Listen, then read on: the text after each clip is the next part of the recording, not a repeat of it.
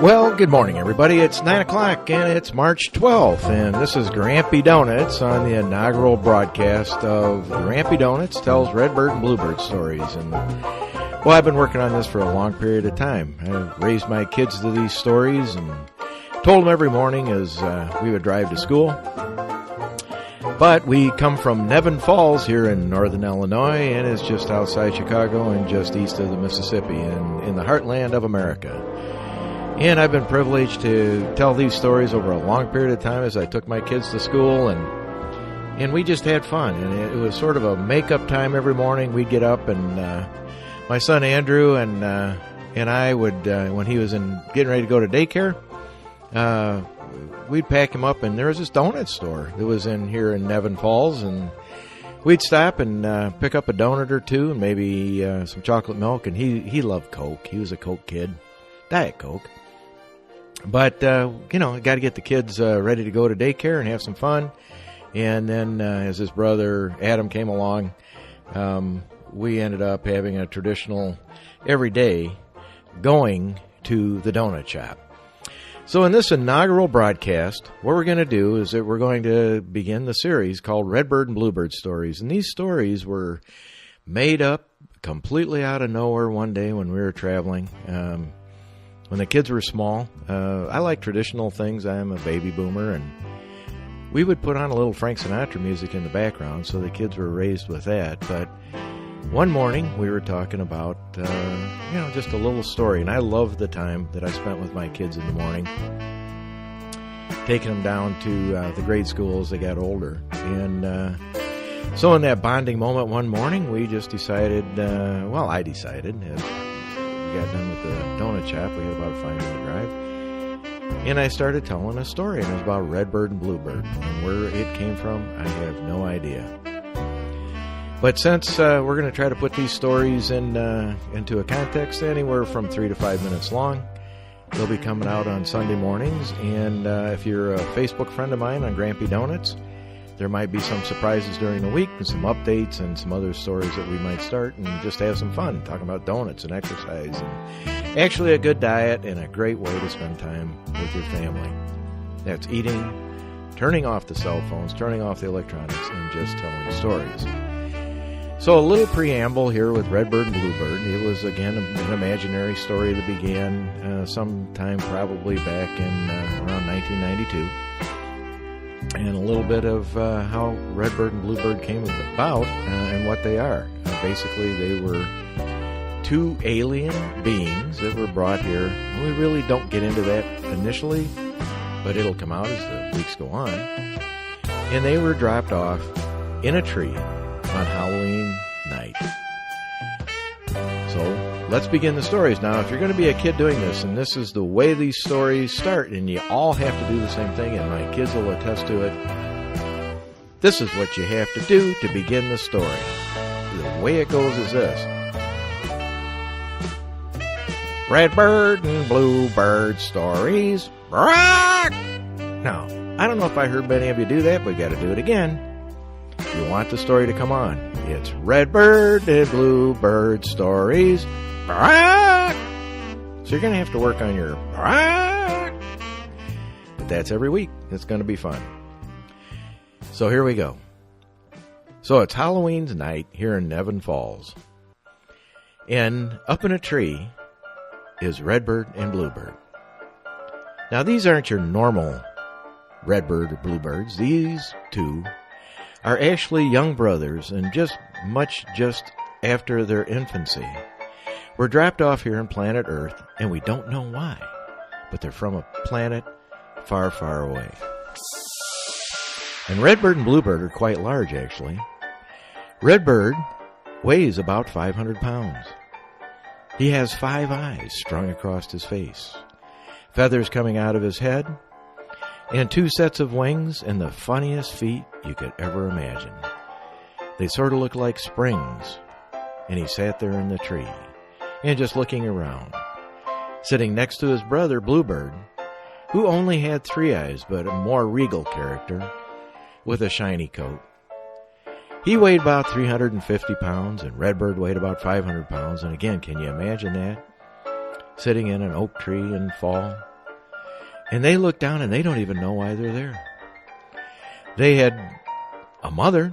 They had a father. They had an aunt and an uncle that we'll meet later. But somehow they were dropped off. And they were hungry. And Redbird, he was under the care of BlueBird because Redbird was just a little short when it came to doing things right. And Redbird was getting hungry. And he looked down below their feet. And on the sidewalk, it was kids. He didn't know they were kids, but it was Halloween night. And in all these different costumes and arrays of pirates and ghosts and goblins and... You know how Halloween goes. Everybody's in their outfits. And he would see them go up to the door of the house. And they would knock on the door. And the woman would come to the door and they would say, "Trick or treat! Smell my feet! Give me something good to eat!" And he'd go, "Well, that's interesting." And being that he was hungry and he really didn't understand, he knew one thing. That when they opened up the bag, the woman put something in there, and the kids seemed to be happy, and they went on their way. And he watched this for about a half an hour, and the kids would walk by and knock on the door. "Trick or treat! Smell my feet! Give me something good to eat!" And Redbird goes, "You know, when that woman comes to the door, she's giving them something special. I think it's food, and I'm getting hungry. BlueBird, I'm going to go down and get something to eat." So Redbird jumps up and hops off the tree, but a slight crack he heard in the limb. Never being one to take any care, Redbird jumps on the sidewalk. But remember, he weighed 500 pounds. In walking amongst these little kids, he sort of stuck out like a sore thumb. And he walks up to the door, but you have to remember he doesn't know how to speak English. All he could do was speak Redbird ease. And he knocks on the door. And the woman comes to the door, and he looks at her and he goes, "Bark, bark, bark, bark, bark, bark, bark, bark, bark, bark, bark, bark." And the woman looks at him and says, "I don't know what you're doing. I don't know what you're saying. But if you can't do the proper trick or treat, I'm not giving you anything." And dejected, since Redbird didn't have anything put in his bag, he went and climbed up the tree and sat next to his brother. And he sort of was what we'd call crying. But big red drops were coming out of all around his eyes because he was still very hungry. And Redbird jumped up and down and up and down. And he said, "BlueBird, that's just not right. I did exactly what they said." And BlueBird said to him, "Well, Redbird, don't you understand? You're not speaking the same language."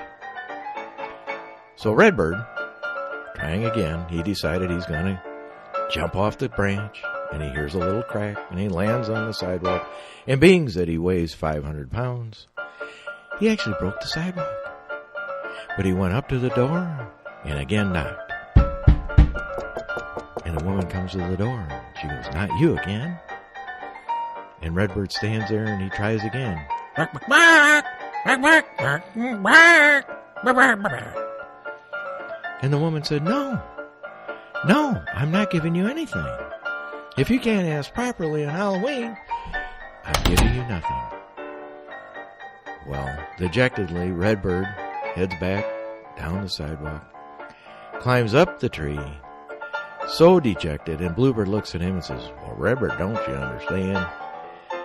You don't know how to speak their tongue. Now you gotta stop. Redbird, don't jump on that limb." And Redbird now is having a tantrum, jumping up and down on the limb, up and down on the limb, and says, "BlueBird, I don't care anymore. I don't care anymore. I'm hungry, and I'm going to..." Crack! And Redbird broke the limb, falling to the sidewalk from high atop the tree, all 500 pounds coming crashing through limb to limb to limb. Bop, bop, bop, bop, bop, bop. Well, kids, that's the end of the story. There he is, Redbird, floating toward the sidewalk. He broke the limb, and we don't know what's going to happen when he hits. All we know is that Redbird is now in peril. Will he survive? Will he get hurt? Stay tuned for Chapter 2, kids, coming to you Sunday. Back for more Redbird and Bluebird stories. Wasn't that fun? The kids are... Poor old Redbird, he doesn't know what he's doing. He went up to the tree, broke the limb. Bluebird is like, he's fed up. How did he get assigned this? There are two birds here on Earth, coming from a planet far, far away on Halloween night, and you can't even get one little candy. So anyway, kids, stop by, and adults that are listening to the story. We're going to have a lot of fun with this. That's Chapter 1, Redbird and Bluebird. That was the opening story back somewhere in 1992. And we look forward to having you back on here again next week. Join us again. Again, this is Grampy Donuts. Go have yourself a donut or two, a cup of coffee, chocolate milk, white milk, a glass of water. But always eat those donuts and poke your finger through the hole, because the good stuff comes out the other side. Have a good one.